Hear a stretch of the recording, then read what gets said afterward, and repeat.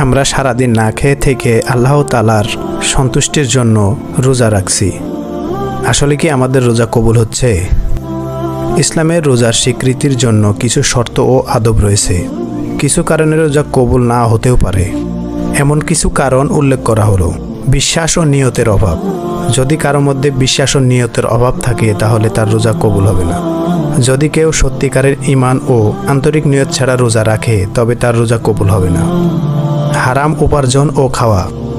যারা হারাম উপার্জন করে বা হারাম খাদ্য গ্রহণ করে তাদের ইবাদত এবং রোজা আল্লাহ তাআলার কাছে কবুল হবে না। গীবত, পরনিন্দা ও মিথ্যা কথা বলা। হাদিসে এসেছে, যে ব্যক্তি মিথ্যা কথা বলে ও মিথ্যার উপর কাজ করা পরিত্যাগ করে না তার ক্ষুধার্ত ও তৃষ্ণার্ত থাকার কোনো দরকার নেই। তার রোজা আল্লাহ তাআলার কাছে কবুল হবে না। অন্যের হক নষ্টকারী ও জুলুমকারী। কারো প্রতি অন্যায়, প্রতারণা বা কারো অধিকার হরণ করলে রোজা কবুল হবে না। নামাজ ত্যাগ করা। ইসলামের নামাজ এবং রোজা উভয়ই ফরজ। নিয়মিত নামাজ না পড়লে রোজা পূর্ণতা নষ্ট হতে পারে। শিরক ও বিদাতে লিপ্ত থাকা।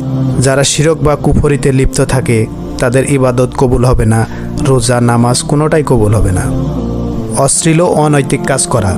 রোজা রেখে যদি কেউ অশ্লীল কথাবার্তা বলে বা খারাপ কাজে লিপ্ত থাকে তবে তার রোজা কবুল হবে না। আমরা পরিশেষে বলতে পারি, রোজা শুধুমাত্র না খেয়ে থাকা নয়, বরং আল্লাহ তাআলার সন্তুষ্টি ও আল্লাহ তাআলার মনোরঞ্জনের জন্যে।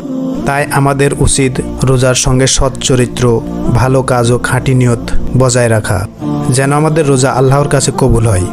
এই বিষয়গুলো আমরা বোঝার চেষ্টা করব এবং রোজার পবিত্রতা রক্ষা করার